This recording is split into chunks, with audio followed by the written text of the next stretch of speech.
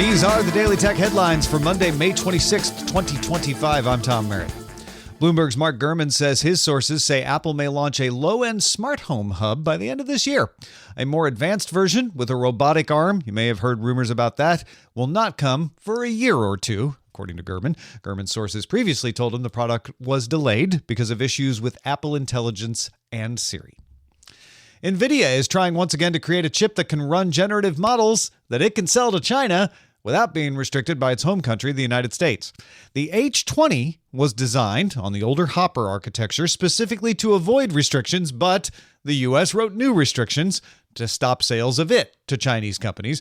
And now Reuters says its sources say Nvidia has a new, cheaper design that's actually based on the current Blackwell chips and will go into mass production in June. Another Blackwell-based design for China is said to go into production in September as well. Some cracks are showing in the booming affordable EV market in the world, led by China's BYD. This weekend, BYD announced new price cuts and subsidies that would bring its cheapest EV down to the equivalent of $7,765 in U.S. currency. That prompted the chairman of competitor Great Wall Motor to compare the Chinese automobile industry to the debt-ridden property market there, which has been collapsing. He used the word Evergrande. He did not name any specific EV manufacturer, but said heavy losses and a prolonged price war has put the Chinese EV industry in an unhealthy state. Android Auto, that's Google's software that takes data from your phone and modifies it and displays it on the car screen in a usable way, is getting some updates. Updated Spotify support, a light mode, passkey support for web browsers and video apps, and Android also is adding Quick Share to Android Auto. That lets users in the car add things like stops to an in-progress Google Maps navigation. OpenAI's Deep Research feature can now access files from Dropbox or Box if you wish. This makes it easier to have the feature use your files to do its research without you having to upload them individually.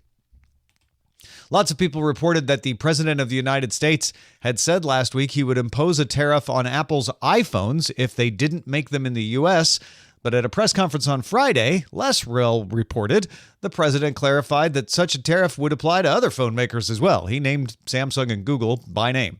Many electronics had been exempted from previous tariffs, and the administration had said it would deal with them separately. That looks to be what this means.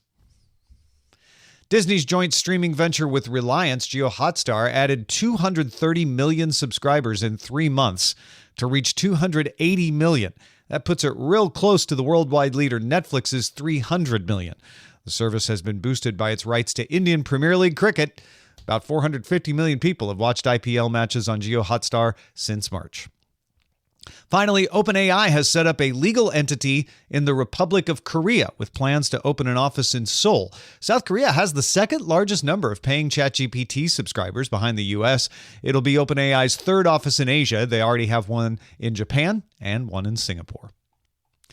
For more analysis of the tech news of the day, subscribe to dailytechnewsshow.com. You can find show notes and links to all the headlines there as well. Thanks for listening. We'll talk to you next time.